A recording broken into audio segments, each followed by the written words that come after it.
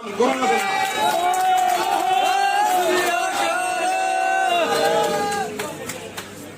होवे, मुसलमान होवे, सिख होवे, ईसाई होवे, पंजाबी हर धर्म का सम्मान करता है। चौवरना नहीं खुला दरबार साहब आदि अनंत मेरा साईं, मेरा महरम, मेरा गुरु आवाज गूंजती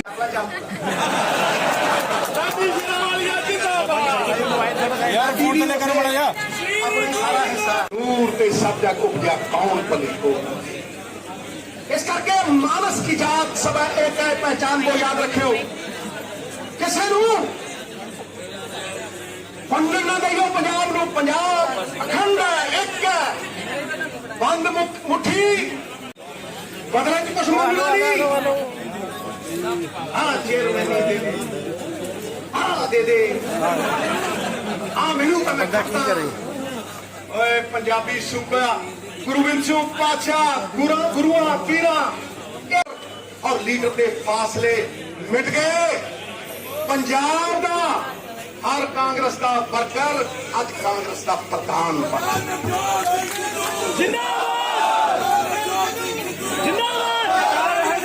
पंजाब प्रदेश कांग्रेस का प्रधान बनने के बाद नवजोत सिंह सिद्धू पहली बार जालंधर पहुंच गए हैं। इससे पहले उन्होंने मंत्री भारत भूषण आशु के साथ विधायक राकेश पांडे, कुलदीप वैद, सुरेंद्र डावर के अलावा मेयर बलकार संधू समेत अन्य कांग्रेसी नेताओं के साथ बैठक की पुरानी तस्वीरें सोशल मीडिया पर डाली, जिसके जरिए उन्होंने जालंधर की कांग्रेस को भी एकजुटता का संदेश दिया। यह बात इसलिए अहम है क्योंकि यहां प्रगट सिंह व बाबा हेनरी खुलकर सिद्धू के साथ चल रहे हैं, लेकिन विधायक राजेंद्र बेरी व सुशील रिंकू ने दूरी बना रखी है। सिद्धू के जालंधर पहुंचने पर कांग्रेसी वर्करों ने जोरदार स्वागत किया।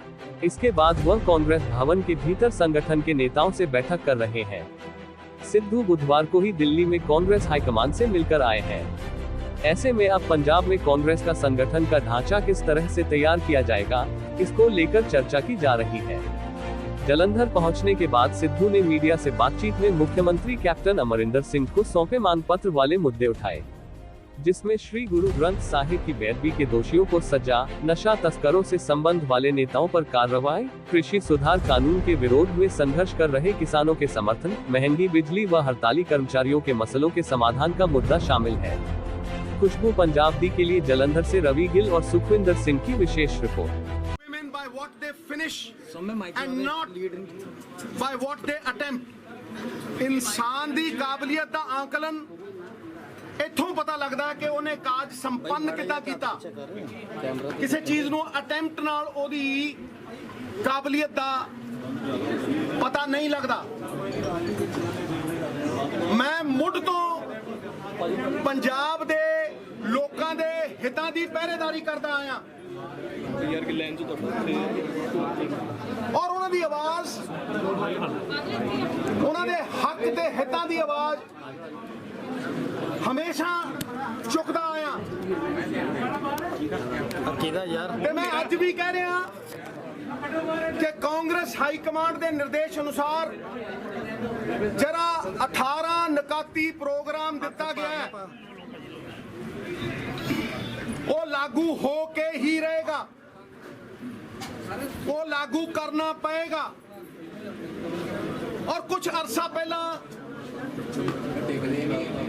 मैं सीएम पंजाब दे कोल कुछ प्रायोरिटी जिन्होंने पहल की तरजीह देनी चाहिए है, कुछ प्रायोरिटी एरियाज लेके गया सी। लोक पक्षी जड़ियां मंगा ने,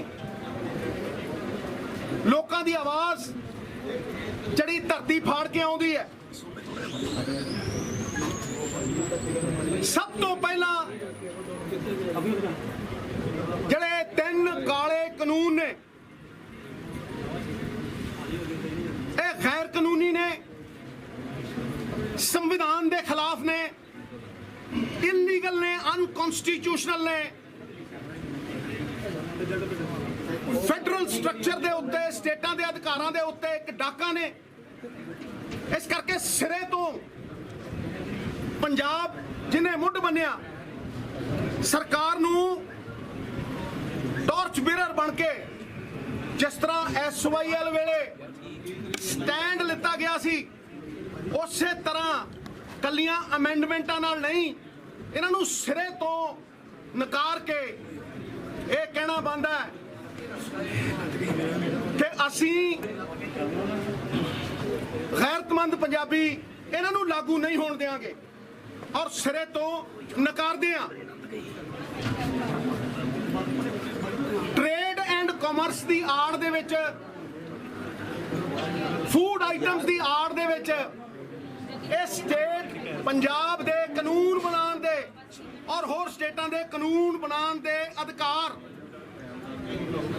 ਦੇ ਉੱਤੇ ਡਾਕਾ ਹੈ। ਸਾਡੇ ਅਧਿਕਾਰ ਖੋਏ ਗਏ ਨੇ। ਇਸ ਕਰਕੇ ਇਹ ਸਾਡੀ ਪਹਿਲੀ ਤਰਜੀਹ ਹੈ ਕਿ ਅਸੀਂ ਇਹਨੂੰ ਸਿਰੇ ਤੋਂ ਨਕਾਰ ਦਈਏ because they are unconstitutional, they are illegal, they are attack on the federal structure and have taken away the rights of the states to make laws. Agriculture एक state subject है। ਇਹਦੇ ਤੇ ਨਵਾਂ ਕਾਨੂੰਨ ਬਣੇ ਆਪਣੇ ਅਖਤਿਆਰਾਂ ਨੂੰ ਮੱਦੇ ਨਜ਼ਰ ਰੱਖਦੇ ਹੋਏ ਇਸ ਸਟੇਟ ਸਬਜੈਕਟ ਦੇ ਅਧਿਕਾਰਾਂ ਨੂੰ ਯੂਜ਼ ਕਰਦੇ ਹੋਏ ਔਰ ਸਿਰੇ ਤੋਂ ਇਹਨਾਂ ਕਾਲੇ ਕਾਨੂੰਨਾਂ ਨੂੰ ਰੱਦ ਕੀਤਾ ਜਾਵੇ ਔਰ ਲਾਗੂ ਨਾ ਹੋਣ ਦਿੱਤਾ ਜਾਵੇ। ਦੂਸਰੀ ਚੀਜ਼ ਜਿਹੜੇ ਫਾਲਟੀ PPAs ਨੇ ਬਿਜਲੀ ਦੇ ਜਿਹੜੇ ਐਗਰੀਮੈਂਟ ਨੇ ਮੈਂ ਇਹ ਗਰਵ ਨਾਲ ਕਹਿ ਸਕਦਾ कि शायद ही कोई हिंदुस्तान च ऐसा सूबा होवे जड़ा 10,000 करोड़ तो उत्ते सबसिडी बिजली दी किसान वीरां नूं और आम लोकां नूं दिंदा होवे, चाहे वो बैकवर्ड क्लास है, चाहे वो BPL है, चाहे वो फ्रीडम फाइटर्स ने 200 यूनिट बिजली दे उन्होंने फ्री दिते जाते हैं ते किसानों नूं बिजली फ्री है। अगर तुसी दिल्ली का मॉडल देखो ते दिल्ली दे विच इस 10,000 करोड़ तो दी सबसिडी की तुलना के अनुसार 1700 करोड़ की सबसिडी दी जाती है। नंबर 2 जिहड़ी इंडस्ट्रीयल और कमर्शियल यूसेज की बिजली दी जाती है वो भी दिल्ली नालों किते सस्ती है पंजाब दे विच। नंबर 3 पंजाब सरकार दे जिहड़े अदारे ने PSPCL 30% बिजली की उपज करती है और 18 पैसे सस्ती बिजली दी है। वेलफेयर स्टेट होने के नाते अपना दायित्व निभाते हुए 18 पैसे खरीद तो सस्ती बिजली दी है नुकसान झेल के, लेकिन लोकां प्रति अपने हक अदा करती है। दिल्ली दे विच ना ते उन्हां दी कोई उत्पादन है ते इह जिहड़ा दायित्व हज़ारां नूं इंप्लॉय करके PSPCL ते और पंजाब दे सरकारी अदारे बिजली वाले अदारे करते ने, उत्थे टाटा ते रिलायंस करदे दिल्ली च और कोई बिजली का उत्पादन नहीं हुंदा। लेकिन फिर भी जिहड़ा डोमेस्टिक यूजर है वो त्राही कर रहा है। उन्होंने सस्ती बिजली क्यों उपलब्ध नहीं हुंदी? इहदे च सब तो वड्डा अड़िंगा, सब तो वड्डी अड़चन बादल सरकार दे कीते हुए PPAs ने जड़े सरकार दे हितां नूं लोकां दे हितां नूं पूरी तरह गलत तरीके नाल जड़ा वाजिब तरीका नहीं है ओहदे नाल खो रहे ने। पीक टाइम जड़ा बिजली दा जदों सब तो वध कंजम्पशन हुंदी है मेगावाट्स दी ਉਹ ਜਦੋਂ ਝੋਨਾ ਲੱਗਦਾ ਉਦੋਂ ਹੈ ਕਰੀਬ 13-14,000 ਮੈਗਾਵਾਟ। ਉਸ ਪੀਕ ਟਾਈਮ ਨੂੰ ਲੈ ਕੇ ਇਹਦੀ ਐਵਰੇਜ ਤੈਅ ਕੀਤੀ ਗਈ ਹੈ। ਹਾਲਾਂਕਿ ਪੰਜਾਬ ਦੇ ਵਿੱਚ ਤਾਂ ਕੋਈ ਇਹੋ ਜਿਹਾ ਟਾਈਮ ਵੀ ਆਉਂਦਾ ਜਦੋਂ 3000 ਮੈਗਾਵਾਟ ਡਿਮਾਂਡ ਹੁੰਦੀ ਹੈ, ਐਵਰੇਜ ਨਹੀਂ ਲਿੱਤੀ ਗਈ। ਔਰ ਪੰਜਾਬ ਨੂੰ ਬਗੈਰ ਬਿਜਲੀ ਲਿੱਤੇ ਫਿਕਸ ਚਾਰਜ ਜਿਹੜੇ ਕਿ ਪੀਕ ਟਾਈਮ ਦੇ ਉੱਤੇ ਲਾਗੂ ਕੀਤੇ ਜਾਂਦੇ ਆ, ਹਜ਼ਾਰਾਂ ਕਰੋੜ ਦੇਣੇ ਪੈ ਰਹੇ ਆ।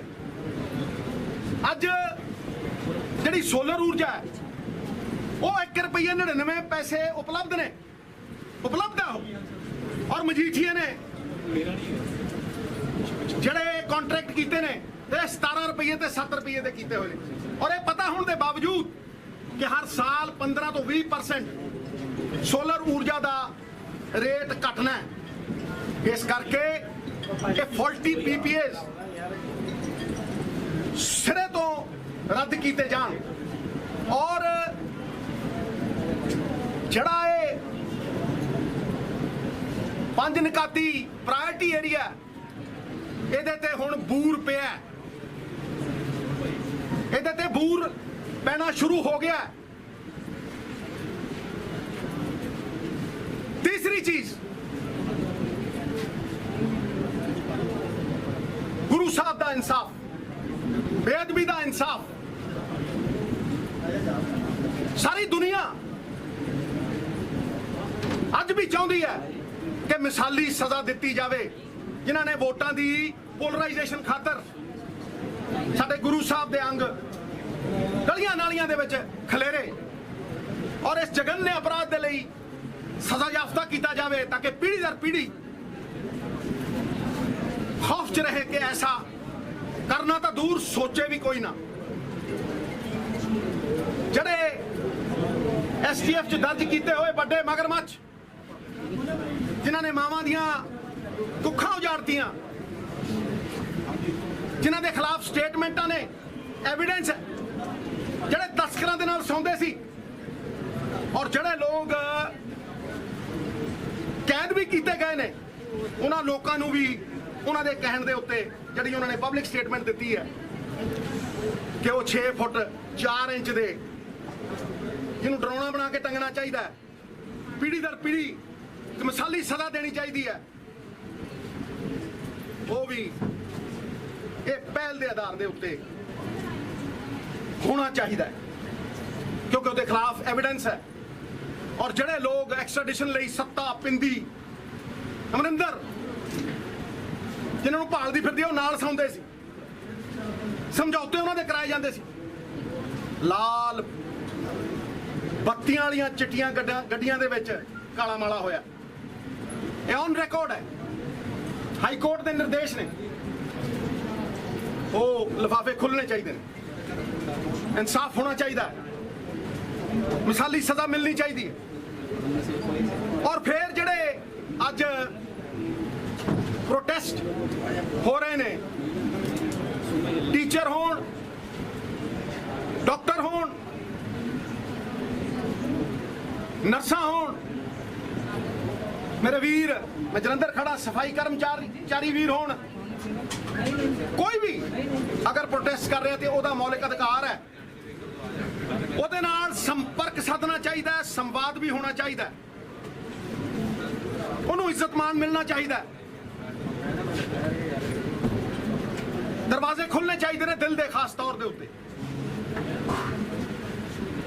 ਤੇ ਜਿਹੜੀ ਸਟੇਟ ਦੀ ਵਿੱਤੀ ਸ਼ਮਤਾ ਹੈ, ਪੋਟੈਂਸ਼ੀਅਲ ਹੈ, ਉਹਦੇ ਹਿਸਾਬ ਦੇ ਨਾਲ ਉਹਨਾਂ ਦੇ ਮਸਲੇ ਇੱਜ਼ਤ ਮਾਨ ਸਨਮਾਨ ਦੇ ਨਾਲ ਹੱਲ ਕੀਤੇ ਜਾਣੇ ਚਾਹੀਦੇ ਨੇ। ਕਾਂਗਰਸ ਦਾ ਹਰ ਇੱਕ ਵਰਕਰ ਹਾਈ ਕਮਾਂਡ ਦੇ ਨਿਰਦੇਸ਼ ਔਰ ਅਸੀਂ ਸਾਰੇ ਪਹਿਰੇਦਾਰ ਹਾਂ ਲੋਕ ਹਿੱਤਾਂ। ਕੱਲ ਅੱਜ ਤੇ ਕੱਲ ਪਿਛਲੇ 17 ਸਾਲਾਂ ਤੋਂ ਇਹੀ ਸਟੈਂਡ ਸੀ, ਇਸੇ ਤੇ ਖੜੋਤੇ ਆ